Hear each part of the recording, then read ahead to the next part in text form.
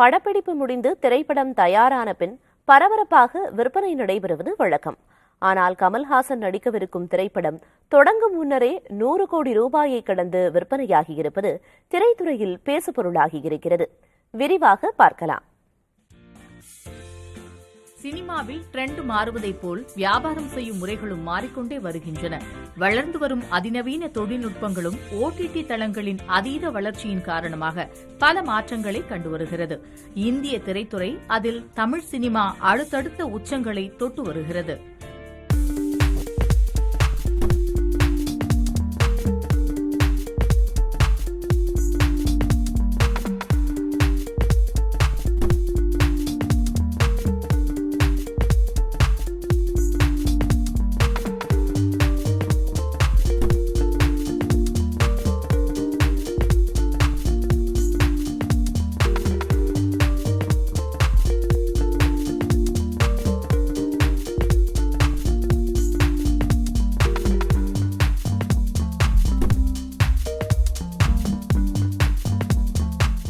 ஒரு கதையை உருவாக்கி அதை படமாக்கி விநியோகஸ்தர்களுக்கு திரையிட்டு காண்பிப்பது வழக்கம்.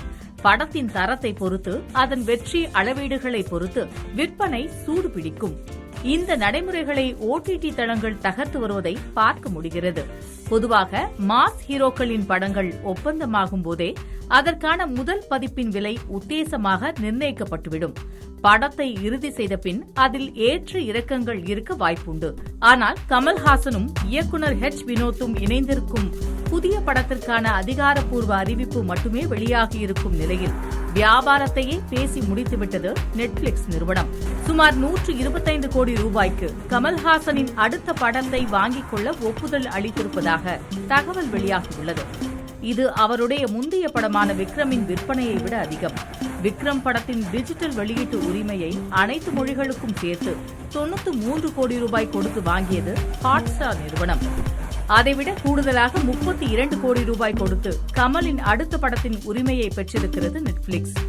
இதோடு விஜயின் லியோ திரைப்படத்தின் டிஜிட்டல் வெளியீட்டு உரிமைக்கு சுமார் 125 கோடி ரூபாய் தொகையாக நிர்ணயிக்கப்பட்டிருப்பதாக கூறப்படுகிறது. முன்னணி ஹீரோவாக சூர்யாவின் சூரரை போற்று திரைப்படம் OTTயில் நேரடியாக வெளியான திரைப்படங்களில் முக்கியமானது. திரையரங்கில் அல்லாமல் நேரடியாக OTTயில் வெளியானதால் இந்த திரைப்படம் அதிக தொகைக்கு விலை போனதாக தகவல்கள் உண்டு.